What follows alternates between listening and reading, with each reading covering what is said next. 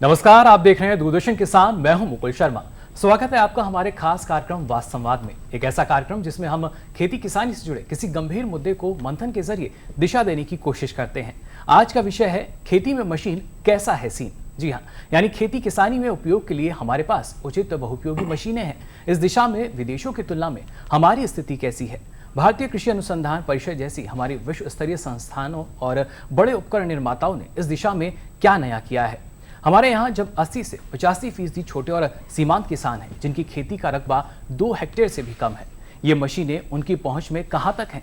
ऐसे ही तमाम सवालों को साधने और उत्तर पाने के लिए आज वास्त संवाद खेती में मशीन कैसा है सीन।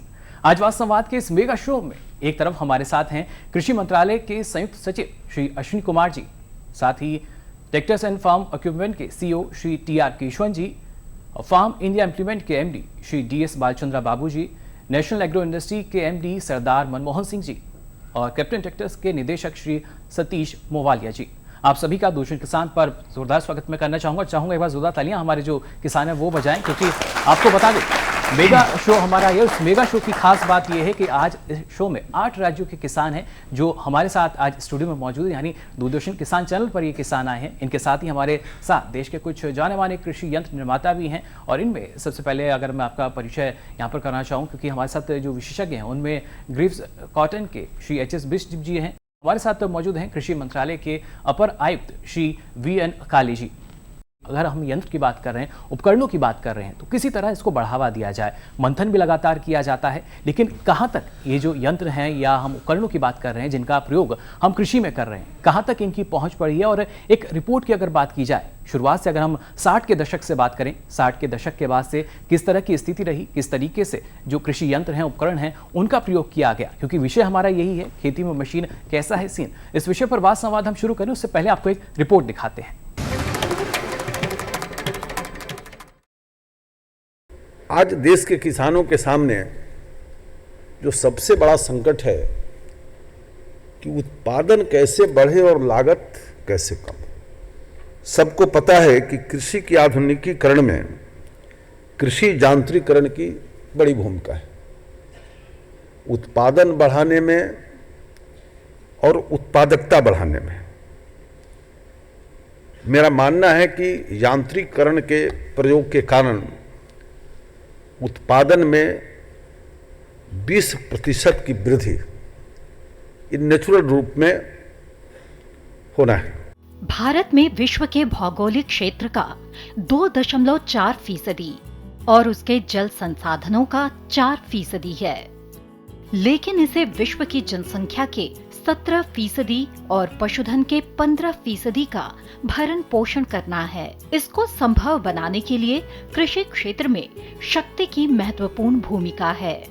ये शक्ति खेतीहर मजदूर, पशु, ट्रैक्टर, पावर टीलर्स, डीजल इंजन, बिजली की मोटर आदि के जरिए आती है। 1960-61 में कृषि क्षेत्र में जितनी शक्ति का उपयोग होता था उसका 14.7% मानव श्रम से आता था, परंतु 2013-14 आते आते मानव श्रम की भूमिका घटकर मात्र 4.66% रह गई है। इसकी एक वजह मनरेगा जैसे कल्याणकारी रोजगार कार्यक्रमों के कारण खेतीहर मजदूरों की उपलब्धता घट जाना है। ये उपलब्धता 1991 में 59.1% थी, जो 2011 में 54.6% रह गई और 2050 में घटकर 25.7% रह सकती है। ऐसे में कृषि में शक्ति के वैकल्पिक स्रोतों और यंत्रीकरण की आवश्यकता है। 1951 में देश में कृषि में शक्ति का उपयोग प्रति हेक्टेयर 0.25 किलोवाट था और प्रति हेक्टेयर अनाज की उपज 522 किलो थी। जैसे जैसे कृषि में शक्ति का उपयोग बढ़ता गया, प्रति हेक्टेयर उपज बढ़ती गई। 1981 में जब प्रति हेक्टेयर शक्ति का उपयोग 0.63 किलोवाट हो गया, तो प्रति हेक्टेयर अनाज की उपज भी बढ़कर 1023 किलो हो गई। वहीं 2010 में जब प्रति हेक्टेयर शक्ति का उपयोग 1.66 किलोवाट हो गया, तो प्रति हेक्टेयर अनाज की उपज भी बढ़कर 1920 किलो हो गई। यानी कृषि में शक्ति का उपयोग बढ़ेगा तो प्रति हेक्टेयर अनाज की उपज भी बढ़ेगी। तो आपने इस रिपोर्ट में देखा किस तरीके से विस्तार जो है वो, यानी हम कह सकते हैं जो प्रयोग है वो जब किया जाने लगा तो यहाँ पर इजाफा भी हमें देखने को लगा। लेकिन जैसा आप जानते हैं, पहले भाग में हम आमतौर पर कोशिश करते हैं कृषि मंत्रालय और राज्य से जो हमारे यहाँ पर कृषि पदाधिकारी मौजूद हैं उनसे मुखातिब हम यहाँ होना चाहेंगे। शुरुआत करते हैं सबसे पहले कृषि मंत्रालय के संयुक्त सचिव अश्विनी कुमार जी, आपके पास में आना चाहूँगा। खेती में मानव श्रम की भूमिका घट रही है, लेकिन क्या हम माने जो यंत्रीकरण है वो एक अपेक्षित रफ्तार से बढ़ रहा है? कृषि में मजदूरों की या किसी रोजगार की कमी हुई है, यंत्रीकरण से हुई है। लेकिन यंत्रीकरण बहुत ही आवश्यक है और यंत्रीकरण से 20 से 30% जो कृषि की उत्पादकता है वो बढ़ाई जा सकती है जी। जो इस समय वर्तमान जो मेजर समस्या है वो ये है कि कृषि यंत्रीकरण के लिए एक जो स्किल मैन पावर चाहिए वो इस समय उतनी उपलब्ध नहीं हो पा रही है। तथा दूसरा कारण है कृषि यंत्रीकरण का बहुत तेज़ी से ना बढ़ने का, क्योंकि हमारी जो जोत है वो बड़ी छोटी है जी। हमारे 87% जो खेती है वो 2 हेक्टेयर से कम है और 67% खेती जो है वो 1 हेक्टेयर से कम है। तो बड़े यंत्रों का बहुत ज़्यादा उपयोग होना संभव नहीं हो पा रहा है। दूसरी बात यह है कि जो छोटी जोत का किसान है वो इतना सक्षम नहीं है कि वो बड़े महंगे उपकरण को खरीद सके जी। भारत सरकार यंत्रीकरण करने के लिए कटिबद्ध है और भारत सरकार किसानों को उसके लिए समुचित मदद करने के लिए योजनाएं चलाई हैं।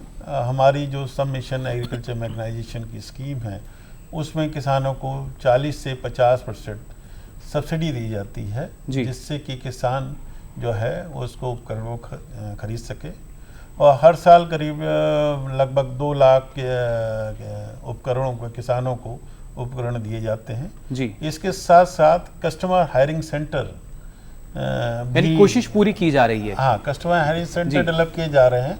अभी तक 22,000 कस्टमर हायरिंग सेंटर देश में कर दिए गए हैं और आने वाले समय में कस्टमर हायरिंग सेंटर को बहुत तेजी से बढ़ाने के लिए योजना बनाई जा रही है। बिल्कुल, लगातार हम कह रहे हैं कि योजनाएं जो हैं वो बढ़ाई जा रही हैं और उनका प्रचार प्रसार भी हो रहा है। लेकिन जैसे जैसे हम यहाँ, क्योंकि अगर बात करें कि हम कृषि में शक्ति का उपयोग बढ़ा है, वैसे वैसे प्रति हेक्टेयर उपज भी बढ़ी है। अगर यहाँ पर हम कहते हैं कि किस तरीके से अपेक्षित गति जो है वो यंत्रीकरण से नहीं हो पा रही है और ये ज़रूरी, क्योंकि अगर हम उम्मीद करते हैं कि जो यंत्र हैं उनके ज़रिए हमारी जो उपज है उसमें भी कहीं ना कहीं हमें कहते हैं कि इजाफा होना चाहिए, लेकिन अगर वो इजाफा नहीं मिल रहा है, क्या वहाँ पर कुछ कमी है, ये भी यहाँ जानने की कोशिश करते हैं। और भी जो हमारे आज मेहमान हैं मौजूद उनसे हम जानने की कोशिश करेंगे। बिष्ट साहब, एच.एस. बिष्ट जी, आपके पास में आना चाहूँगा। किस तरीके से आपको लगता है कि कोशिश तो हम यहाँ पर की जा रही है, प्रयास लगातार किए जा रहे हैं, लेकिन कहाँ ये कमी है? मेरे विचार से जो भारत में अगर हम बात करते हैं, जैसे अश्विनी जी ने जो बात कही उससे मैं पूर्णतः सहमत हूँ जी। हमारी सरकार काफ़ी प्रयासरत है किसानों के यंत्रीकरण के लिए जिससे उनकी उपज का बढ़ावा मिले जी। लेकिन जब भारत की बात करते हैं, यहाँ पे जो किसान हैं जैसे कि छोटे और मझले किसान जो 5 एकड़ तक की लाइन होल्डिंग वाले किसान हैं जी, उनके लिए जो यंत्र की ज़रूरत है उसके लिए बहुत ज़्यादा अभी आवश्यकता है। अगर आप देखें, जब हमारा देश आज़ाद हुआ उसके बाद हमने जो यंत्र यहाँ पे अपनाए भारत में वो यूरोपियन कंट्री से आए, तो हमने वो जो यंत्र थे वो बड़े किसानों के लिए बने हुए थे, तो उसी हिसाब से हम लोगों ने उनको यहाँ पे देना शुरू किया। बिल्कुल, ये देखिए जो बिष्ट जी हैं उनका मानक, किस तरीके से हम मान सकते हैं कि शुरुआत जो है, कोशिश जो है वो की गई, लेकिन और भी यहाँ पर हमारे साथ जो अधिकारी हैं वो मौजूद हैं कार्यक्रम में, उनसे हम जानना चाहेंगे। हमारे साथ काली जी मौजूद हैं कृषि मंत्रालय से ही, आपसे हम जानना चाहेंगे किस तरीके से, क्योंकि अभी अगर हमने बात की अश्विनी जी से कभी ये कहना, बिष्ट साहब का भी ये कहना कि कोशिश लगातार की जा रही है, लेकिन जो कोशिश है उसका परिणाम आपको कितना नज़र आता है और कृषि मंत्रालय की खास तौर से उसमें क्या भूमिका है? मुकुल जी, मैं कहना चाहूँगा कि हमारे देश में विभिन्न प्रकार के जलवायु क्षेत्र है जी, और इन विभिन्न जलवायु क्षेत्र की हर एक क्षेत्र की अलग अलग रिक्वायरमेंट्स है, ज़रूरत है। तो अगर मैं कोई क्षेत्र में अगर कोई एक इम्प्लीमेंट अगर कामयाब है तो दूसरे क्षेत्र में जरूर नहीं कि वही इम्प्लीमेंट सुटेबल हो जी। तो हमारे लिए ऐसा है कि विभिन्न जलवायु क्षेत्र के हिसाब से विभिन्न टाइप के इम्प्लीमेंट्स की बहुत ज़रूरत है। और ख़ास तौर पे आप देखेंगे कि दिन ब दिन जो हमारी जोत बहुत कम होती जा रही है, तो इसलिए हमारे पास जो बड़ी इक्विपमेंट है वो उसको सुटेबल नहीं हो रही है। और तीसरी बात ऐसी है कि हमारी जो फाइनेंशियल जो कंडीशन है फार्मर्स की, वो ऐसी नहीं है कि वो बड़े जो यंत्र है वो अफोर्ड कर सके। तो इसीलिए इसके ऊपर भी ऐसा जोर देना पड़ेगा कि हम किस तरह से हम लोग जो यंत्र है वो सभी किसानों को मुहैया कर सके और इनका विकास कर सके। तो दूसरा और एक तीसरी बात है कि ऋण की भी बहुत बड़ी समस्या है कि किसानों तक वो आसानी से उपलब्ध नहीं होती पा रही है और बैंक जो है वो आसानी से वहाँ तक नहीं पहुँच रही। तो ये विभिन्न प्रकार के जो है हमारे जो मल्टी डायमेंशनल जो प्रॉब्लम इश्यूज़ है मैकेनाइजेशन में, तो वो है। इसलिए हम लोग अभी तक उसमें इतनी कामयाबी हासिल नहीं कर रहे, लेकिन हम लोग उनका भारत सरकार का बहुत सारा जोर है और हम आने वाले दिनों में हम अच्छी तरक्की इस कृषि मशीनरी में देख सकते हैं। अश्विनी जी, आपके पास मैं आना चाहूँगा। सौर ऊर्जा की भी हमने यहाँ बात की और किसानों को भी अच्छा लगता है अगर अनुदान राशि उन्हें मिल रही है, वो भी चाहते हैं जो नई तकनीक आ रही है उसका भरपूर प्रयोग कर सकें और लागत उनकी कुछ कम हो सके, लेकिन परिणाम जो है वो अभी तक कैसे हैं आपके साथ? हम जो पेस्टिसाइड स्प्रे करने की मशीन है वो भी काफ़ी सोलर में आई हुई है जी। और अन्य उपकरण में जो कि छोटे मोटे स्प्रे करते हैं या छोटी मोटी मशीनें हैं उसमें सोलर ऊर्जा का प्रयोग कर रहे हैं जी। और जिस तरह से सरकार का कमिटमेंट है आगे सोलर ऊर्जा को बढ़ावा देने के लिए, तो हम लोगों ने एक प्लान बनाया है कि 2 लाख सोलर पंप जो है 1 साल में लगाएं और उसके साथ माइक्रो इरिगेशन को भी जोड़ें जी। माइक्रो इरिगेशन में ड्रिप और स्प्रिंकलर इरिगेशन दोनों 1 हेक्टेयर तक की सुविधा उनको दी जाए, जिससे कि सोलर ऊर्जा से पानी का नीचे से निकाला जा सके और प्लस कम से कम पानी में अधिक से अधिक उपज लिया जा सके, जो कि हमारे प्रधानमंत्री की ये योजना है कि पर ड्रॉप पर क्रॉप, उसको जो है वो पूरा किया जा सके। बूंद अधिक उपज जो है वो ली जा सके। लेकिन यहाँ पर चोपड़ा जी हमारे साथ मौजूद हैं। पीके चोपड़ा जी, आपसे हम समझना चाहेंगे यंत्रीकरण की लगातार अगर हम बात करते हैं कितना लाभकारी और क्या वाकई जो 80 से 85% जो एक काफ़ी बड़ा प्रतिशत है, 2 हेक्टेयर से भी कम जो ज़मीनें हैं किसानों के पास, ऐसे में कितना लाभकारी हो सकता है यंत्रीकरण, कैसे उपलब्ध होगा? घटती जोत और घटती लेबर को ध्यान में रखें मुकुल जी, तो यांत्रिकरण उसके अलावा कोई विकल्प भी नहीं है हमारे पास इस समय। और चूंकि जोत घट रही है, सरकार को भी ये एहसास है, तो उन्होंने वो जो महंगे और जो अच्छे इक्विपमेंट्स हैं या यंत्र हैं, चूंकि वो उनको व्यक्तिगत रूप से खरीद पाना संभव नहीं है, इसलिए ये प्रयास किए जा रहे हैं कि गांव के लेवल पर जो अभी पॉलिसीज़ बन रही हैं या जो योजनाएं बन रही हैं या जो योजनाएं लागू की जा रही हैं, उसके माध्यम से गांव के स्तर पर कस्टम हायरिंग सेंटर्स खोले जाएं, जो 10 लाख से लेकर के 60 लाख तक तो हैं ही, और जिसमें ऐसे सेंटर भी खोले जाएंगे खोले जा रहे हैं जिसमें 2.5 करोड़ तक की भी मशीनें हैं। ये राज्य सरकारों के माध्यम से लागू की जा रही हैं जी। और बाकायदा हम फील्ड डिमॉन्स्ट्रेशंस भी किए जाते हैं ऐसी मशीनों के, और उनमें डिमॉन्स्ट्रेशंस के लिए भी राज्य सरकारों को पैसा दिया जाता है प्रति हेक्टर के हिसाब से, और पूरे जो सब्सिडी भी दी जाती है डिमॉन्स्ट्रेशंस के लिए। समूह में है, बहुत सारी योजनाएं हैं, इसका तमाम योजनाएं और जिम्मेदारी राज्य सरकारों पर भी। और लेकिन हमारे जो किसान हैं उनको किस तरह का प्रोत्साहन यहाँ पर दिया जाता है या नहीं, ये हम अश्विनी जी से जान लेते हैं। अश्विनी जी, आपके पास मैं आना चाहूँगा। अगर हम बात करें, क्योंकि जैसा यंत्रीकरण की बात कही जा रही है, तमाम योजनाएं भी चल रही हैं, लेकिन जो किसान हैं उनको कैसे प्रोत्साहित किया जाता है, उनके प्रोत्साहन के लिए क्या कदम उठाए जा रहे हैं? प्रदेश सरकार के हर जिले में अधिकारी हैं जी, वो जो हैं किसानों पे सब बात पहुंचाते हैं। इसके अलावा प्रदेश सरकार पेपर में एडवर्टीजमेंट देती है। जो यंत्रीकरण है उस यंत्रीकरण के लिए बताया जाता है कि इन चीज़ों के लिए आप आवेदन करें जी, और ऑनलाइन आवेदन है। उन आवेदनों को एनालिसिस करके जितना भी टारगेट है सरकार का, उस हिसाब से किसानों को अवगत कराते हुए अप्रूवल दिया जाता है जी। और उन यंत्रों के जब अप्रूवल दिया जाता है तो उतनी सब्सिडी दी जाती है जो सरकार कुछ भारत सरकार देती है, कुछ प्रदेश सरकार अपनी तरफ से उसको टॉप अप करती है जी। तो किसानों को अधिक से अधिक मदद देने के लिए किसानों से जो एप्लीकेशन आती है उनके हिसाब से उनको उपकरण दे दिए जाते हैं। किसानों को लोनों की भी सुविधा राज्य सरकार बैंकों के माध्यम से प्रदान करती है जी। तो ये देखिए हम कदम मान सकते हैं इनको, किस तरीके से जो किसान हैं उनसे जुड़ने की कोशिश की जाती है, लगातार उनको प्रोत्साहन भी दिया जाता है। लेकिन अगर हम यहाँ देखें, गौर करें तो कहीं ना कहीं जो उपकरण हैं वो काफ़ी महंगे होते हैं, महंगे उपकरण हैं और किसान खुद को बहुत छोटा मानता है, किसान छोटे हो जाते हैं और उनसे भी छोटी उनकी जेब होती है। और ऐसी अगर स्थिति है तो सरकार ने इनकी पहुँच कृषि उपकरण तक कैसे की जाए, उसके लिए क्या किया गया है, ये हम प्रभात जी से जानेंगे। प्रभात जी के पास चलते हैं क्योंकि लगातार जो लागत की बात कही जाती है वो बहुत ज़्यादा रहती है और ये लागत की अगर हम बात करें कहाँ तक इसका एक समाधान हमें निकल कर आ सकता है या नहीं। प्रभात जी आपसे हम जानना चाहेंगे क्या वाकई एक जो समाधान है इसका वो कुछ निकल कर आएगा और किस तरीके से किसान इससे जुड़ रहे हैं। जो छोटी जोत के किसान हैं जी, उसके लिए केंद्र सरकार ने राज्य सरकारों के माध्यम से कृषि मशीनरी बैंक की स्थापना के लिए किसानों को सब्सिडी देने का प्रयास किया है और हम 60 लाख तक के जो कृषि उपकरण हैं, 10 लाख से 60 लाख तक के कृषि उपकरण हैं, उस पर हम 40% सब्सिडी देते हैं।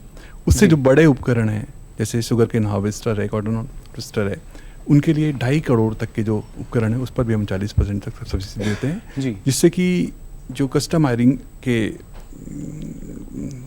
उद्यमी हैं जी, उनको हम स्थापना करने के लिए पहले उनको प्रशिक्षण भी देते हैं। जो farm machinery training and testing institutes हैं उनको हम पहले प्रशिक्षण देते हैं जिससे कि वो उन मशीनों के ऑपरेशनल जानकारी प्राप्त कर सकें और कृषि मशीनरी की स्थापना कर सकें।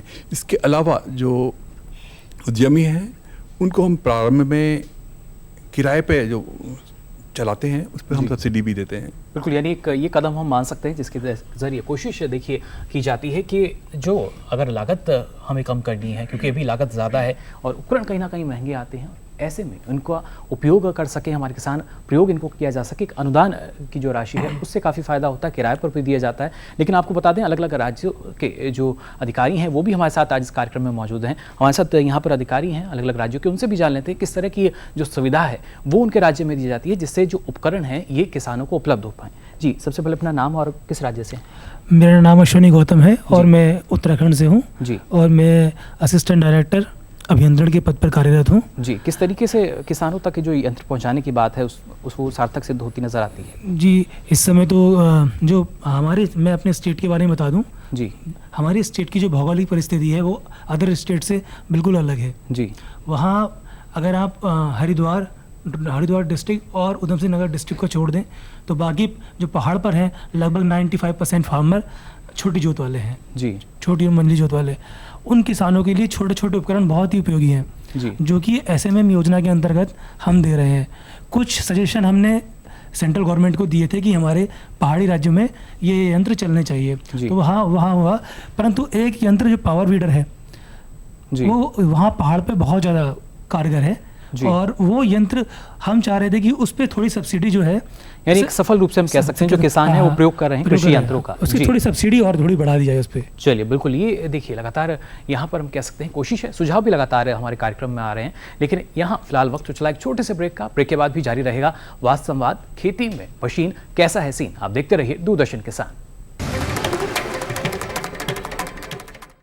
क्या है फसलों का ताजा हाल, कैसे हो इनकी सही देखभाल, बीज और खाद की कैसे हो सही पहचान, जानिए विशेषज्ञों के साथ, देखिए खेत खलिहान। सोमवार से शुक्रवार सुबह 7 बजे दूरदर्शन किसान पर। तो ब्रेक के बाद आपका एक बार फिर स्वागत दूरदर्शन किसान के खास कार्यक्रम वाद संवाद में। आज का विषय है खेती में मशीन कैसा है सीन। इस पर हम लगातार चर्चा कर रहे हैं, इस चर्चा को आगे बढ़ाएंगे लेकिन उससे पहले आपको एक रिपोर्ट दिखाते हैं। देश में इस समय खेती में प्रति हेक्टेयर 1.73 किलोवाट शक्ति का उपयोग हो रहा है, जबकि 2 किलोवाट प्रति हेक्टेयर से ज्यादा होना चाहिए था। अगर हमें 2020-21 तक अनाज की संभावित मांग 28 करोड़ टन को पैदा करने का लक्ष्य पाना है तो खेती में प्रति हेक्टेयर शक्ति का उपयोग बढ़ाना होगा। ये कृषि क्षेत्र में ऊर्जा की उपलब्धता और यंत्रीकरण को बढ़ाकर ही किया जा सकता है। देश में अभी कृषि यंत्रों और उपकरणों के करीब 250 निर्माता हैं। इनके साथ ही 2500 लघु और करीब 15,000 बहुत छोटे उद्योग भी इस काम में लगे हैं। करीब 1 लाख कारीगर अपने स्तर पर कृषि उपकरण बनाने में लगे हैं। पिछले 2 दशकों में कृषि यंत्रीकरण की रफ्तार सिर्फ 5% रही है। इसे बढ़ाना होगा। कृषि में शक्ति का सबसे प्रचलित रूप है, पर भारत में जहां 1000 हेक्टेयर में करीब 27 ट्रैक्टर हैं, वहीं जापान में 500 ट्रैक्टर और 250 हार्वेस्टर हैं। भारत में ट्रैक्टर का उपयोग इतना है तो इसके पीछे भी ट्रैक्टर की खरीद के लिए दीर्घकालीन संस्थागत कर्ज उपलब्ध होना है।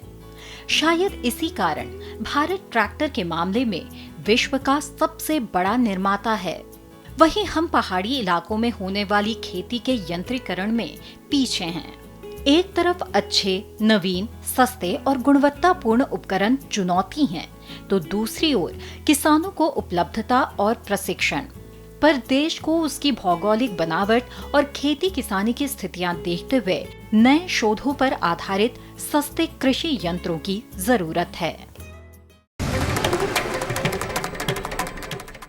तो आपने ये रिपोर्ट देखी और जाना क्या स्थिति लगातार चल रही है हमारे देश में। इस भाग में क्योंकि हम देश के अग्रणी कृषि यंत्र निर्माताओं को चर्चा में शामिल करना चाहेंगे जो लगातार हमारे साथ कार्यक्रम में बने हुए हैं। और पहले भाग में क्योंकि हमने सुना किस तरीके से जो एक प्रयोग का प्रतिशत है वो निकल कर आया और अब क्या स्थिति चल रही है। टी.आर. केशवन जी, आपसे मैं जानना चाहूँगा किस तरह की स्थिति आप देख पाते हैं, क्योंकि ट्रैक्टर जैसी जो चीज़ें हैं वो तो हम शायद हमें ज़्यादा दिख जाएँ, लेकिन और जो मशीनें हैं, क्योंकि हम कहते हैं कि बाहर के देशों में जिस तरह के यंत्र और उपकरण इस्तेमाल हो रहे हैं हम उनका उपयोग कर सकें, लेकिन वहाँ वो इजाफा हमें नज़र नहीं आता। फॉरेन देखेंगे तो उधर तो बड़ा बड़ा खेती है जी, सो उसको मैकेनाइजेशन तो बहुत ज़रूरी था। अभी इंडिया आप देखेंगे तो अभी मैकेनाइजेशन उतना ज़रूरी नहीं था, अभी हम लोग को ज़रूरत पड़ रहा है। क्यों? आदमी लोग को कम पड़ता है, मैकेनाइजेशन का ज़रूरत पड़ता है, मगर हमें इतना उम्मीद है ये मोबाइल का टेक्नोलॉजी कभी फॉरेन में था और इंडिया में था। इंडिया बहुत जल्दी मोबाइल का टेक्नोलॉजी में बहुत आगे बढ़ गया जी। मुझे इतना उम्मीद है अब ये जरूरत अभी पड़ा है और सब लोग हम लोग सब उसमें पड़ा है, हम लोग काम कर रहे हैं। क्यों? जल्दी जल्दी ये मैकेनाइजेशन इंडिया के लिए क्या जरूरी है वो हिसाब से मैकेनाइजेशन का जरूरी है। हमको बड़ा बड़ा चीज लेके आके इधर लेके फायदा नहीं है। So we want small mechanization suitable for a छोटा फार्मर। और मुझे इतना उम्मीद है हम लोग सब उसका पीछे बढ़ा है अभी जी। सो आप बहुत जल्दी देखेंगे इंडिया के लिए क्या मैकेनाइजेशन जरूरी है वो तो उपलब्ध हो जाएगा जी। और सरकार का भी उसमें बहुत हाथ है। वो लोग भी उसके लिए कभी भी बोल रहे हैं देखो यार छोटे चीज के लिए हम लोग कुछ करना चाहिए। बिल्कुल, लगातार सरकार भी प्रयास कर रही है, लगातार सरकार भी उसके पीछे है और सब मैन्युफैक्चरर उसके पीछे है जी। और अब हम लोग के मालूम पड़ा है ट्रैक्टर और इम्प्लीमेंट साथ में काम करना बहुत जरूरी है जी। एक बात पूछे थे, देखो ये कॉस्ट ज्यादा बढ़ेगा जी। एक इक्विपमेंट का कॉस्ट या इम्प्लीमेंट का कॉस्ट आप देखने का जरूरत नहीं है जी। क्या हम लोग का देखने का है फाइनली ये फार्मर यूज कर रहे हैं, ये लोग सामान यूज कर रहे हैं, लेकिन हम लागत को नजरअंदाज नहीं कर सकते। लागत को हम नजरअंदाज नहीं कर सकते, लेकिन नहीं लागत को वो निकाल नहीं सकते हैं, मगर उसके लिए तो अभी कस्टम हायरिंग सेंटर्स आ रहा है जी। उधर ये कस्टम हायरिंग सेंटर के वजह से ये फार्मर तक पहुंच जा सकता है जी। बट इंपॉर्टेंट क्या है, देखो आज एक समझो 1 एकड़ के लिए खेती बाड़ी के लिए आपको इतना पैसा लगाना पड़ता है। वो जी बिल्कुल, कुछ भी सीड हो या फर्टिलाइजर हो उसमें सब इतना पैसा लग रहा है। अभी ये मैकेनाइजेशन के माध्यम से वो वैल्यू कम हो जाए जी, समझो उसका इनपुट कॉस्ट कम हो जाए तो ऑटोमेटिकली किसान के लिए फायदा होने वाला है। बिल्कुल, किसानों को फायदा हो सकता है। अश्विनी जी, आपसे जानना चाहूंगा, कस्टमर हायरिंग की लगातार यहाँ पर बात हो रही है, लेकिन ये है क्या, कैसे इसको जो हमारे किसान हैं या दर्शक हैं हमारे वो समझ पाएंगे आखिर ये है क्या और इसमें क्या क्या चीज़ें शामिल हैं? कस्टम हायरिंग सेंटर हर गांव में खोलने का सरकार का विचार है और उसमें गांव के किसी भी इंडिविजुअल को या किसी एंटरप्रेन्योर को 10 लाख से लेके 60 लाख तक का कस्टमर हायरिंग सेंटर वो खोल सकता है जी। 10 लाख की वैल्यू की मशीनों का। हर जगह पे अलग अलग तरह की खेती होती है, उस खेती के अनुरूप वो किसान खुद उपकरण चुन सकता है जी। और जो वो यंत्र चुनेगा उसके हिसाब से उस पर 40% सब्सिडी दी जाती है। जहाँ पे 10 किसानों का समूह यंत्रों को खरीदता है उसकी भी वैल्यू 10 लाख तक होगी, उसमें सरकार की तरफ से 80% पे सब्सिडी है। जो हिमालयन रेंज के स्टेट हैं और नॉर्थ ईस्ट के स्टेट हैं वहाँ सरकार की तरफ से 90% सब्सिडी है जी। तो सब्सिडी सरकार बहुत दे रही है और कोशिश कर रही है कि वो किसानों के उपयोग में काम आए जी। कस्टमर हायरिंग सेंटर में जो भी आदमी लेता है वो अपनी जोत तो जोतता ही है जी, साथ में उस गांव के अन्य किसानों की जोत भी जोतता है, जिसका वो छोटा सा एक मूल्य जो है उन किसानों से प्राप्त करता है। बिल्कुल दोहरा फायदा यानी हम कह सकते हैं जो किसान हैं, देखिए इसके ज़रिए उनको हो सकता है, लेकिन कृषि उपकरणों के साथ साथ उसके विश्व बाजार की हम बात करें तो लगभग 144 अरब डॉलर का है और इसमें भारत की हिस्सेदारी की भी बात की जाए तो यहाँ पर कुछ हमें नज़र आती है। हमारे साथ मनमोहन सिंह जी भी हैं, आपसे जानना चाहूँगा मनमोहन सिंह जी, अगर हम देखें अंतर्राष्ट्रीय बाजार की हम बात करते हैं खासतौर से कृषि उपकरणों को लेकर एक अच्छा खासा बाजार हमें नज़र आता है और वहाँ पर हमारे जो देश है उसकी एक क्या हिस्सेदारी आप देखते हैं? जो सोइंग मशीन है ना जी, वो जितने भी कृषि उपकरण हैं उनकी रीढ़ की हड्डी है जी। सारी एग्रीकल्चर है सोइंग मशीन के ऊपर टिकी हुई है जी।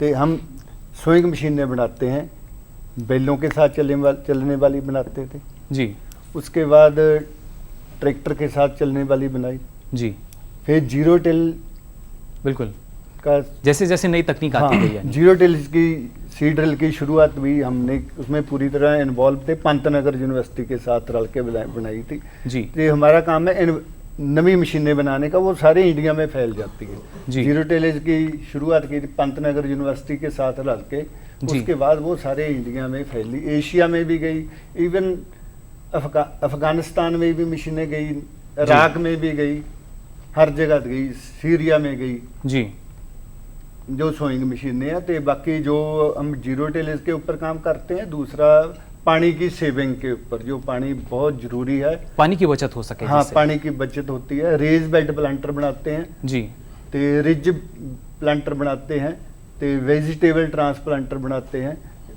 वेजिटेबल डायरेक्ट सोइंग जी बिल्कुल। लेकिन मनमोहन जी, तमाम जो उपकरण हैं, यंत्र हैं, लगातार उनका निर्माण तो हो रहा है, लेकिन जो किसान हैं उनकी पहुंच से वो दूर क्यों नजर आते हैं?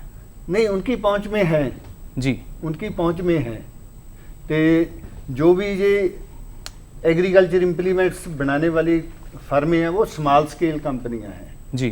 पहले आज से 10 साल पहले वो अपने काउंटर पे ही सारा माल बनाते थे, बेचते थे। अब वो जैसे जैसे टाइम बदल रहा है, अब उन्होंने अपने डीलर बनाने शुरू कर दिए, इंटर स्टेट भी काम हो रहा है, एक्सपोर्ट भी हो रहा है। जी बिल्कुल मनमोहन जी, जैसा आपने कहा कि जो यंत्र है ना सिर्फ उनका निर्माण हो रहा है बल्कि कोशिश की जा रही है कि वो किसानों तक भी पहुंचे। लेकिन अलग अलग राज्यों से आए जो अधिकारी हमारे साथ मौजूद हैं उनसे जानने की कोशिश करते हैं उनके राज्य में क्या स्थिति, कौन सी नई तकनीक है जो किसानों तक पहुँच रही है, उसके परिणाम क्या कुछ उन्हें नजर आते हैं। मैं चाहूँगा अपना नाम और आप कहाँ से ये हमें बता दें। MP से हूँ, DS राजपूत। जी राजपूत जी, क्या स्थिति आप देखते हैं, क्योंकि लगातार ये कहा जाता है नए यंत्र आ रहे हैं, निर्माण किया जा रहा है, लेकिन किसानों को मिलते हैं या नहीं? हाँ सर, मध्य प्रदेश में जी सभी प्रकार के किसानों में अनुदान जी है, कस्टम हायरिंग में है जी, जीरो टिलो पे है, रेजबैंड प्लांट पे है, लगभग 60% अनुदान है जी, और रेजबैंड प्लांट पे साथ में है ना, और रिच फरो पे भी है जी, है ना। सभी यंत्रों पे जो अनुदान गवर्नमेंट दे रही है वो लगभग जो है 40 से लगा 60% तक अनुदान है जी। नो कस्टम हायरिंग पे टोटल मतलब जो है 40% है जी, 25 लाख का प्रोजेक्ट है जी, इसमें लगभग 10 लाख रुपए अनुदान है। चलिए बिल्कुल, ये देखिए क्योंकि अनुदान की जो बात है वो इसलिए लगातार की जाती है कि बेहद ज़रूरी हो जाता है, उसकी लागत जो है वो यहाँ कम हो जाती है और हम कोशिश यही कर रहे हैं कि ये जो तमाम सवाल हैं, ये पहलू हैं, इनको आप लगातार यहाँ देख पाएँ। और हम खास तौर से अगर बात करें, क्योंकि मौलिया बंधु जो हैं वो हमारे साथ कार्यक्रम में यहाँ मौजूद हैं, आपसे हम जानना चाहेंगे कि भारत में जिस तरह की विविधताएँ हैं उन्हें देखते हुए क्या हमारे कृषि यंत्र उद्योगों ने अपनी जिम्मेदारियों का निर्वाह किया है? आपको ऐसा लगता है कि जो स्थिति है क्या वाकई एक निर्वाह किया गया, खासतौर से किसानों को देखते हुए? जी मुकुल जी, आज की डेट पे देखा जाए तो भारत का जो परिस्थिति है जी, वो छोटे जो खेडूत है, किसान है, वो ज़्यादा है तो हम जो मैन्युफैक्चरर्स है उसके लिए वो चैलेंज है कि जो छोटे किसान है उसको ध्यान में रखते हुए ऐसा मशीन उसको दिया जाए कि उसको परवड़े, एफोर्डेबल हो जी, और उसका जो सही यूज़ है, जैसे उसको छोटा काम करना है कुछ भी जी, तो उसके लिए उसको छोटा मशीन दिया जाए, और बड़ा काम करना है तो उसके लिए उसको बड़ा मशीन। लेकिन हम किसानों से अक्सर सुनते हैं कि काफ़ी महंगा है, उसको नहीं खरीद सकते हैं, तो क्या हम माने क्या वाकई उनके साथ न्याय होता है? हाँ, आज की डेट पे सभी अवेलेबल है। इंडिया में देखा जाए तो छोटे किसानों के लिए छोटा मशीन भी है और बड़े किसानों के लिए बड़ा मशीन भी है, तो जो जिसको चाहिए वो हिसाब से वो ले सकते हैं। और आज की डेट पे जो भारत का जो किसान है उसको मल्टीपर्पज मशीन चाहिए, मतलब एक मशीन से वो 2-3 काम आसानी से कर सके जी। दूसरा, उसका जो कॉस्ट है, एफोर्डेबल कॉस्ट है, वो ऐसा होना चाहिए कि वो छोटा किसान भी खरीद कर सके जी, और जो बड़ा किसान है वो भी खरीद कर सके। और मल्टीपर्पज जो मैंने बताया कि एक मशीन है तो 4-5 काम उसका हो जाता है, तो उसका जो इन्वेस्टमेंट है उसके सामने उसको रिबेट मिल जाएगा, मतलब उसका एफोर्डेबिलिटी आ जाएगा जी। बिल्कुल, ये तमाम चीज़ें हैं आपकी नज़र से। एच.एस. बिष्ट साहब, आपके पास में आना चाहूँगा। जैसा कि वाली जी ने कहा, आप कितने सहमत इससे कि वाकई एक जिम्मेदारी का निर्वाह लगातार हो रहा है? या मैं इनकी बात से आंशिक रूप से सहमत हूँ। इनफैक्ट अगर देखें भारत में आप जो बात कर रहे हैं हम छोटे और मझले किसान के लिए जी, अभी क्या हो रहा है कि जो फार्मर है, जो किसान है, उसको जो मशीन हम दे रहे हैं वो पूरे साल में वो कैसे उसका इस्तेमाल करे, और इस्तेमाल करने के बाद उसको जो रिटर्न ऑन इन्वेस्टमेंट जो हम बोलते हैं अपनी भाषा में, जो हम लोग इंडस्ट्री की भाषा में बोलते हैं, तो किसान के लिए जो कैपिटल इन्वेस्टमेंट है जो वो मशीन ले रहा है वो साल में पूरी तरह से हर महीने वो यूज कर पा रहा है, नहीं कर पा रहा। फॉर एग्जांपल मैं 1-2 मशीन पावर टिलर किसान लेता है, पावर टिलर को केवल अभी वो अपने प्लॉइंग के लिए, सीड बेड प्रिपरेशन के लिए यूज कर रहा है जी। या हम लोग ऐसा भी कर सकते हैं कि पावर टिलर का जो इंजन है, क्या वो किसान उसमें इरिगेशन पंप सेट उसमें यूज करे, उसी में थ्रेशर यूज करें, तो पूरे साल भर में अगर हम किसान को वो यंत्र दे पाते हैं, और जिसमें अभी जैसे कि भारत सरकार काफ़ी सपोर्ट कर रही है उसको प्रमोट करने के लिए, अभी आपने सुना जी, तो उसमें मैं समझता हूँ कि किसानों को अगर ये पहुँचाया जाए मैसेज कि आज निर्माता लोग यहाँ पे हैं जो मशीन देने में सक्षम है, जैसा कि साहब ने बताया जी, और किसानों को अगर हम ये चीज़ पहुंचाते हैं उनके उसमें, तो मेरे हिसाब से ये बहुत ही उनके लिए उपयुक्त होगा कि उनका जो रिटर्न ऑन इन्वेस्टमेंट है जी, और जो आज बात महंगाई की हो रही है, बिल्कुल, तब उनको ये उपकरण महंगे नहीं लगेंगे अगर वो अच्छी तरह से इसको यूज करते हैं पूरे साल भर हर फसल में। यानी सही ढंग से अगर इसका प्रयोग किया जाए तो शायद इतना ज़्यादा जो लागत की बात कही जाती है वो ना लगे। लेकिन यहाँ पर टी.आर. केशवम जी, आपके पास में आना चाहूँगा, क्योंकि लगातार हमने बात की कि किस तरीके से यहाँ की जो स्थिति है उसमें बदलाव आ रहा है, जो यंत्र हैं वो बदल रहे हैं। लेकिन हाल ही में कृषि यांत्रिकी पर हुए सम्मेलन में हमारे कृषि मंत्री राधा मोहन सिंह जी ने भी आप लोगों से कुछ अपेक्षाएं रखी थी, कुछ सोचा था, उस पर क्या आप नजरिए रखते हैं उस पूरे सम्मेलन को लेकर? मंत्री जी ने भी बताया था, पीएम जी ने भी बताया था एक चीज़ जी, फार्मर को कैसा उसका इनकम डबल करें, कोई ज़्यादा फार्मर का पैसा आएगा जी तो फार्मर के लिए फ़ायदा होता है। अभी बिष्ट जी भी बताया, ये भी बताया, तो समझिए आपका पास एक इक्विपमेंट है, वो ज़्यादा के ज़्यादा आप यूज़ कर सकते हैं तो आपका फ़ायदा होता है, ये एक चीज़ होता है। दूसरा चीज़ भी होता है फार्मर के साइड से, समझो आजकल एक फसल करता है जी, मगर समझिए फार्मर ने एक ज़्यादा फसल कर सकते हैं। समझो एक जगह में पहला वेजिटेबल लगाओ जी, बाद में उसका साथ में फसल लगाओ जी, देन लॉन्ग टर्म के लिए ऑर्चर्ड लगाओ जी, उसका साथ में फार्मर्स ये एनिमल हस्बेंड्री जी उसको भी संभाल कर सकते हैं, उससे उसमें उत्पादन हो रहा है, उसमें फ़ायदा हो रहा है, उसको तो बायो फर्टिलाइजर कन्वर्ट करके यूज़ कर सकता है जी। ये सब उसके लिए एक्स्ट्रा इनकम देता है जी। अभी हमारा मैकेनाइजेशन का भी एक ऐसा इरादा है, कुछ भी हम लोग कुछ प्रोडक्शन बढ़ाओ, कुछ नया चीज़, नया मशीन हम लोग लेके आ रहे हैं जी, ये सब चीज़ में उसको कामयाब होना चाहिए जी। सो एक चीज़ लेगा उसमें ये सब कुछ फ़ायदा होना चाहिए, इसमें भी यूज़ कर सकता है, पानी के लिए भी यूज़ कर सकता है, बायो फर्टिलाइजर के लिए भी यूज़ कर सकता है, यानी उपकरण एक और फायदे अनेक, कुछ इस तरह की अनेक जी। यही रास्ता, और ये प्रिसिशन एग्रीकल्चर और इलेक्ट्रॉनिक का साथ ये जुड़ा सकता है जी, तो फायदा और ज़्यादा हो सकता है जी। ये ऐसा नज़र भी हम लोग का है कि छोटा फार्मर के लिए ये सब सुविधा हो सकता है साथ में, सो उसका इनकम बढ़ता है जी। और फार्मर सोचता है यार ये फार्मिंग छोड़ के हमको बाहर जाने का अभी जरूरत नहीं है जी। इसमें हम लोग फायदा मिलेगा और ये कामयाब होगा। बिल्कुल कामयाब, यानी हमारे जो किसान हैं वो सफल हो सकेंगे। अश्विनी जी आपसे जानना चाहूँगा, जैसा कि केशवम जी ने कहा कि कोशिश हम लगातार कर रहे हैं कि जो किसान है वो खेती किसानी छोड़े नहीं, उसको अगर और भी ज़्यादा हम कुछ उपकरण तैयार करते हैं तो उससे कई फायदे उसको होने चाहिए। इस दिशा में आपको क्या लगता है कितने सफल हो रहे हैं जो हमारे यंत्र निर्माता हैं? जैसे मैं आपको बताऊंगा, छोटा ट्रैक्टर लोगों ने निकाला है 15 हॉर्स पावर से 25 हॉर्स तक। कैप्टन ट्रैक्टर से ये बैठे हैं, उन्होंने 3-4 वेरिएंट के छोटे ट्रैक्टर निकाले हैं जी। उस छोटे ट्रैक्टर के साथ ये सारे उपकरण भी देते हैं, एक कंप्लीट पैकेज में दे रहे हैं जो कि छोटे किसानों को, उससे कम जोत वाले जो किसान हैं उनको फ़ायदा होगा, कम लागत में अधिक से अधिक वो काम कर सकेंगे। अभी बड़े ट्रैक्टर के लिए ऑप्टिमम जो यूटिलाइजेशन है वो करीब 700-800 घंटा साल में होना चाहिए जी। जबकि नॉर्मल किसान जो है वो खाली 100 से 200 घंटा करता है जी। इसलिए जो कैपिटल इन्वेस्टमेंट है उसका ऑप्टिमम यूटिलाइजेशन नहीं होता। लेकिन जो छोटे ट्रैक्टर, छोटी मशीन आ रही है, ये बोरिंग के लिए भी काम आ सकती हैं, जरूरत के हिसाब से भी काम आ सकती हैं, जोतने के लिए भी काम आ सकती हैं, पोस्ट हार्वेस्टिंग के लिए भी काम आ सकती हैं, थ्रेशर में भी काम आ सकती हैं। तो उसी ट्रैक्टर का मल्टीपल उपयोग होगा तो उसकी जो लागत है वो कम सी लगेगी किसान को और मिनिमम लागत पे वो मैक्सिमम यूज कर सकता है। बिल्कुल, यानी जो यंत्र हैं वो बहुउपयोगी सिद्ध हो सकें, इसके लिए लगातार कोशिश की जा रही है। न सिर्फ यंत्र निर्माता काम कर रहे हैं बल्कि हमारी सरकार भी लगातार प्रयास कर रही है। इसके साथ कार्यक्रम में फिलहाल वक्त हो चला एक छोटे से ब्रेक का। ब्रेक के बाद भी जारी रहेगा वाद संवाद, खेती में मशीन कैसा है सीन। आप देखते रहिए दूरदर्शन किसान।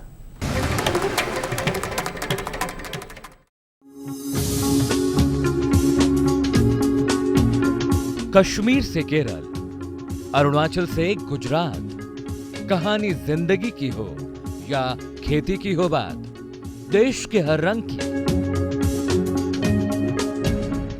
बात राज्यों की। सोमवार से बुधवार शाम 5:30 पर।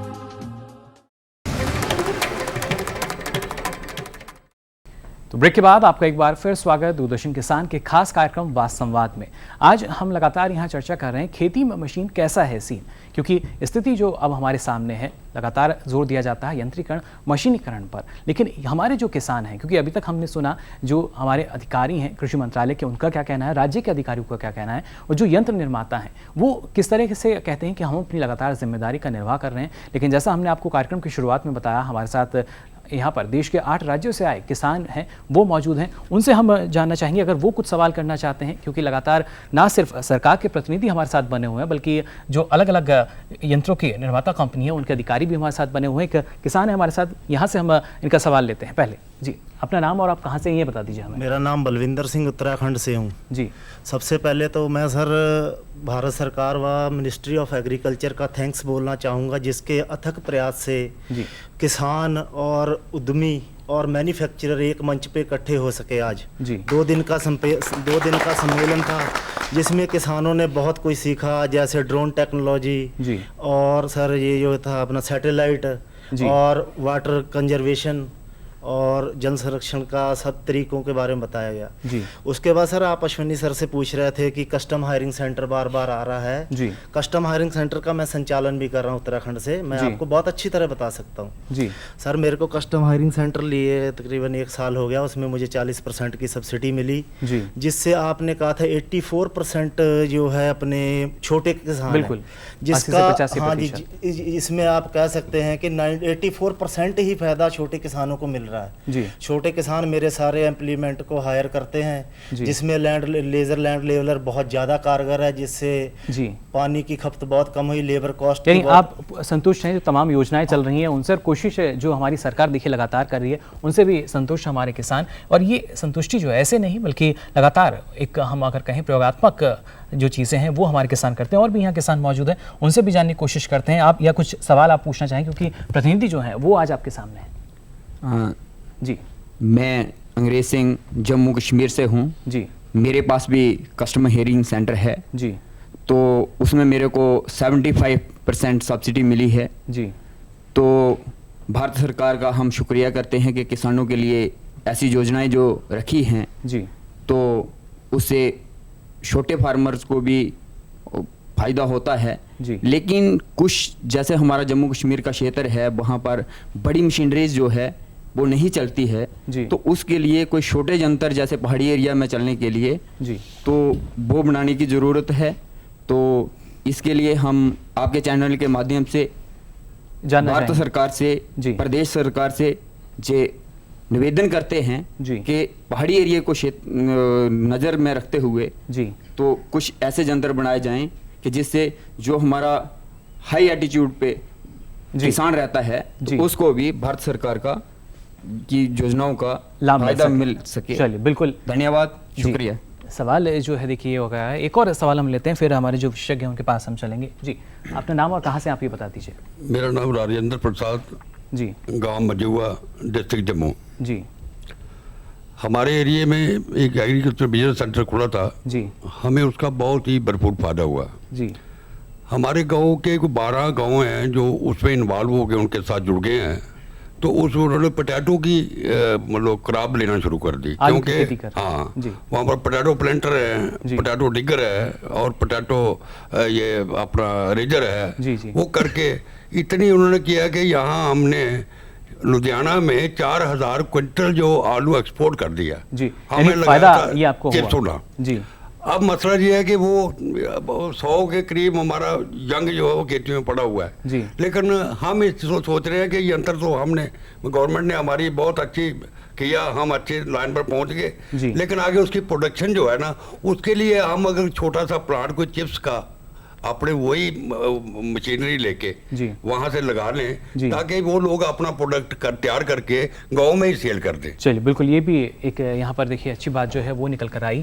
और ये यहाँ पर सवालों की अगर बात की जाए प्रोसेसिंग यूनिट की खास तौर से हम बात कर सकते हैं कि किस तरीके से किया जा सकता है। और उसके साथ साथ जैसे कि अश्विनी जी ने कहा कि जम्मू जैसे क्षेत्रों की हम बात करें तो वहाँ भी किसान चाहता है जो नई तकनीक है, नए यंत्र हैं वो उन तक पहुँचे, लेकिन किस तरीके से आपको लगता है कि और एक जिम्मेदारी वाली जो भूमिका है वो हमारे जो यंत्र निर्माता हैं उनको अभी निभानी होगी किसानों की ज़रूरत के साथ, क्योंकि किसान ने ही खरीदना है इक्विपमेंट जी। तो मैन्युफैक्चर का मोटिव ये हमेशा ये रहा है कि किसानों की ज़रूरत के हिसाब से जी यंत्र बनाएं और किसानों की समस्याएं जितनी हो रही हैं खेती में, अलग अलग की क्रॉप के लिए अलग अलग तरह की समस्या हैं, उसके निदान के लिए अलग अलग तरह का इक्विपमेंट बना हुआ है जी। जैसा इन्होंने कहा कि पोस्ट हार्वेस्टिंग के लिए भी है, हमारी SMAM स्कीम में पोस्ट हार्वेस्टिंग के लिए भी सब्सिडी है। छोटी दाल मिल है, छोटी राइस मिल है, जो एक दाल मिल खरीद ली जाए तो एक गांव के पूर्ति के लिए वो इनफ होगी, उसमें बाहर से लाने की कोई ज़रूरत नहीं। इसी तरह राइस मिल है जी। आप बड़ी राइस मिल में तो आप बड़े प्लांट लगते हैं, बड़ा पैसा लगता है जी। ये छोटी राइस मिल 60-70 हज़ार की राइस मिल, यानी यहाँ भी किसानों के लिए विकल्प जो हैं वो लगातार देखिए खोल दिए गए हैं सरकार की ओर से। और भी हमारे साथ किसान यहाँ मौजूद हैं, उनसे भी जानते हैं या वो कुछ और सवाल जो है अगर यहाँ करना चाहते हैं और जानेंगे कि किस तरीके से जो मशीनें हैं वाकई उनको फ़ायदा पहुँचा रही हैं। कहाँ से हैं आप, अपना नाम और कहाँ से? मैं महाराष्ट्र से आया हूँ, नांदेड़ जिले का, रामराव मारुतराव कदम। तो अभी यांत्रिकरण में पहले अभी इस वक्त मजूर मिल रहे नहीं जी। और बैलों से बैले अभी नहीं रही अभी जी। तो अभी जो सोयाबीन को पेरने के वास्ते मशीन आए तो जब 15-15 दिन नहीं होता था काम तो एक ही दिन में पेरने का काम हो रहा है समझो जी। ऐसे बहुत सारे यंत्र आने से खेती का मसला हल हो रहा है जी। तो और इसमें जो कुछ है और जी तो इसके बढ़ाव करे, उपजाऊ कर जी करे तो अच्छा रहेगा।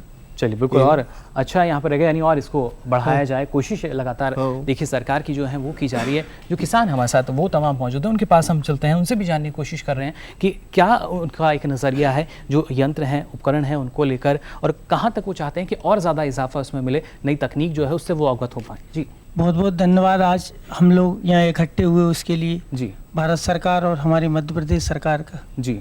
दूसरा सर में ये है कि जो नरवाई हमारे यहाँ होती है गेहूं में जी, उसको लोग जलाते हैं जी, उससे क्या है बहुत दूर दूर तक आग जाती है। तो उसके लिए भी सर कोई ऐसा यंत्र तैयार किया जाए जी, जो गेहूं काटने के बाद वो पूरी तरीके से कैसे साफ हो जाए, यानी अवशेष ना बचे, अवशेष ना बचे। और बाकी किसान भी इस बात से सहमत होंगे कि अवशेष जो है वो शायद नहीं बचना चाहिए। और अब सीधा चलते हैं, जो हमारे यहाँ पर यंत्र निर्माता बैठे हुए हैं, केशवम जी, आपसे मैं जानना चाहूँगा, जैसा उन्होंने कहा कि अक्सर ये एक बड़ी समस्या रहती है, ना सिर्फ पर्यावरण जो है वो प्रदूषित होता है, मृदा हमारी खराब होती है, इस तरह के यंत्रों का निर्माण किया जाए जो अवशेष है वो कम से कम रहे।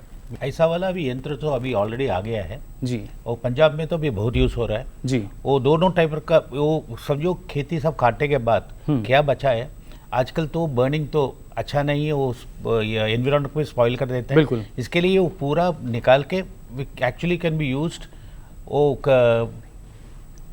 वो गाय के लिए भी हम लोग यूज कर सकते हैं, फीड के लिए यूज कर सकते हैं, और उसके आगे उसको हम लोग बोलते हैं उसको सब ब्रिकेटिंग करके उसको जला भी सकता है वो फर्नेस में जी। सो उससे हम लोग पावर भी प्रोड्यूस कर सकते हैं जी। उसके लिए अभी बेलर्स आया है, स्क्वायर बेलर भी होता है और नहीं तो छोटा राउंड बेलर आता है। वो राउंड बेलर तो बहुत सस्ता भी होता है जी। एक्चुअली ये तो आजकल ऐसा है, बेलर एक फसल नहीं बहुत कुछ फसल के लिए भी यूज कर सकता है। अब मेज के लिए यूज कर सकता है, दूसरा फसल के लिए यूज कर सकता है। सो ये तो एक तरीका है। दूसरा तरीका है नया टाइप का न्यू टाइप ऑफ टिलिंग जी। आजकल वो उधर ही छोड़ के एक्चुअली उसका ऊपर टिलिंग करता है, किधर जरूरत है खाली उधर टिलिंग होता है, प्रिसिशन टिलिंग भी होता है, नहीं तो सेलेक्टिव टिलिंग भी होता है। उसमें ये एक्सेस फसल होता है वो जमीन में रहता है, उसमें एडवांटेज क्या होता है वो ऑर्गेनिक मैटर बन जाता है जी। वो जमीन में मिलके वो बहुत फायदा होता है नेक्स्ट फसल के लिए जी। तो अगली फसल को फायदा हो जाएगा और अवशेष जो है वो देखिए कम से कम बचेंगे। और ये हमारे जो किसान हैं वो भी यही चाहते हैं कि कम से कम अवशेष बचे।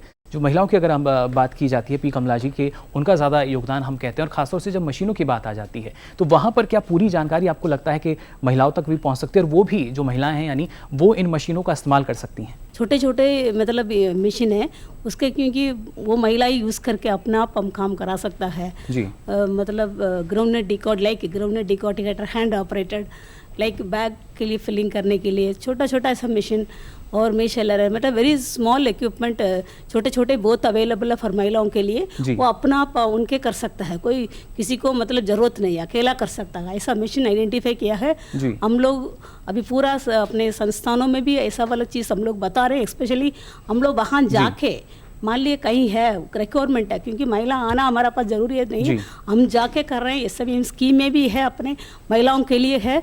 3 दिन हमारा कोर्स है, उसमें हम लोग जाके महिला कहाँ पर गांव में जाके सीधा जाके उसके बारे में पूरा इक्विपमेंट हम डेमोन्स्ट्रेशन करके उनका पूरा बता रहे हैं। उसमें क्या है महिलाओं को उसके एक उनका ये हो जाता है हम भी इसमें खेती में अच्छा से काम कर सकता है, उस कॉन्फिडेंस एक हो जाता है, उसमें अपने पूरा बढ़ा सकता है। आत्मनिर्भरता हम कह सकते हैं जो महिलाओं में वो आ जाती है। देखिए कितना लाभकारी हैं यही यंत्र और जो उपकरण की हम बात कर रहे हैं। लेकिन एक बड़ी समस्या रहती है, जैसे पहले केशवम जी ने कहा, क्योंकि हमारे किसान जो यहाँ मौजूद हैं उन्होंने सवाल किया था, जो अवशेष बचते हैं यानी खासतौर से गेहूं की पराली जो होती है उससे काफ़ी नुकसान पहुँचता है। एचएस साहब आपसे भी मैं जानना चाहूँगा, जैसा केशवम जी ने कहा कि यंत्र जो हैं वो अब धीरे धीरे आ रहे हैं, किसानों तक भी पहुंचेंगे, आप किस नज़रिए से देखते हैं किस तरह के यंत्र का निर्माण होना चाहिए जो अवशेष हैं वो कम से कम रहें और हमारी जो किसानों की लागत है वो भी कम रहे? ऐसा ना हो कि जो एक बड़ा यंत्र आया, महंगा यंत्र आ गया, जिसको हमारे किसान जो हैं वो उसका उपयोग भी नहीं कर सकते हैं, उसको किराए पे भी नहीं ले सकते। इसमें मैं बताना चाहूँगा आपको, एक रुपाई के लिए पैडी ट्रांसप्लांटर जो धान की रुपाई के लिए एक यंत्र यूज होता है जी,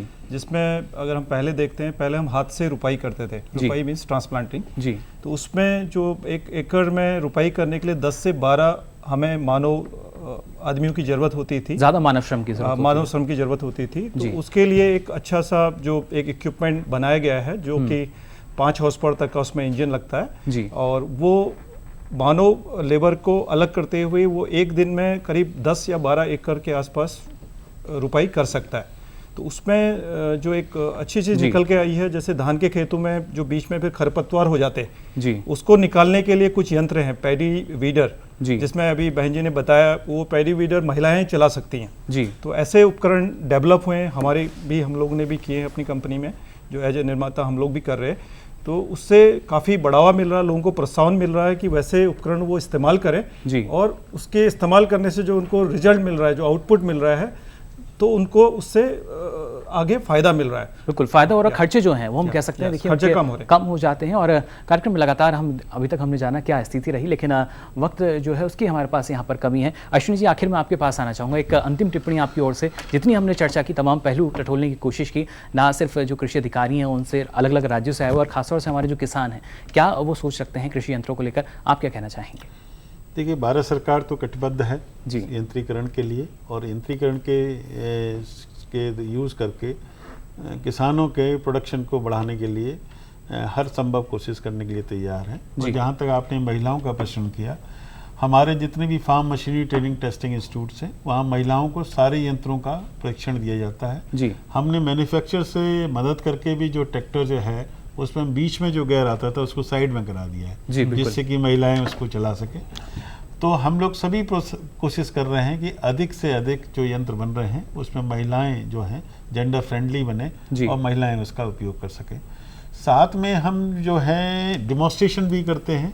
हमारे FMTTI गाँव में जाके डिमॉन्स्ट्रेशन करती है और किसानों को वहीं खेत में ही सिखाती है कि इस यंत्र का कैसे उपयोग किया जाता है। और जो किसान हमारे यहाँ आते हैं ट्रेनिंग के लिए, एक हफ्ते के लिए या 15 दिन के लिए, उनको हम आने जाने का किराया देते हैं प्रति, और साथ में 175 रुपये रोजाना भी देते हैं, और रहना उनका यहाँ पे उनकी व्यवस्था फ्री होती है। तो सरकार कटिबद्ध है लोगों को नया टेक्नोलॉजी का ज्ञान देने के लिए, लगातार प्रोत्साहित भी हम कह सकते हैं उन्हें इस तरीके से किया जा रहा है। देखिए, सरकार के जो कदम हैं वो भी आपने जाने अश्विनी जी द्वारा किस तरीके से जो कदम हैं वो उठाए जा रहे हैं, और ये बेहद ज़रूरी कि इन तमाम कदमों की जो तमाम प्रयास किए जा रहे हैं सरकार के, उनकी जानकारी हमारे तमाम किसान भाइयों को होनी चाहिए।